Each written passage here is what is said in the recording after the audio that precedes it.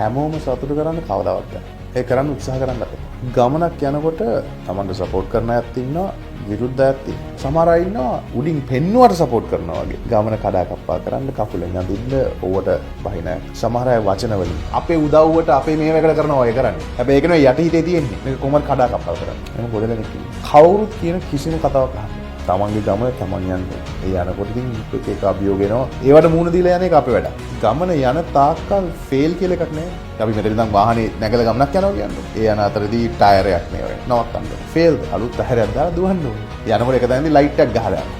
අලුත් ලයිට් එකක් දාගන්න ඕනේ. එක දැනදී පෙට්‍රල් ඉවර වෙනවා. තල්ලු කරගෙන යන්න ඕනේ. නමුත් කොතනදී හරි මේක කරන්න බෑ මේ වාහනේත් එක්ක මම ওই ගමන පැත්තක දානවා කිව්වොත් එදාට ෆේල්. එතකන් ෆේල් නේ. එක එක පාඩම් එක එක අභියෝග ඒව විතර. ගමනේ කවදාවත් ගමන නවත්තන්න එපා කවුරු මොනවා කිව්වොත්. මොකද ඔය කියන කට්ටියම තමන් මැච් එකක් ගැහුවට පස්සේ පිටිපස්සෙන් පාට ආදරේට නෙවෙයි මට ආදරේට නෙවෙයි අපෙන් ගන්න පුළුවන් ප්‍රයෝජනය ගන්න හරි පිටිපස්සෙන්.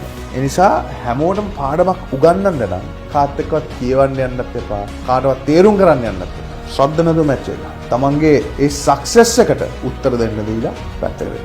දන්න ගහගෙන මැච් එක ගහන තාක්කල් ඔය කියවන එක්කෙනෙක්වත් අතාරින්නේ නැහැ යන්නෙත් නැහැ. ගිය මිනිස්සුත් ආපහු එනවා. හැබැයි කොතනද හරි අතාරියොත් හොන්න ඕකනේ අපි කිව්වේ මේකනේ කිව්වේ අරගෙන කිව්වේ කියලා හිනාව. ගමන අතර මැච් එක ගහලම පස්සේ බලන්න.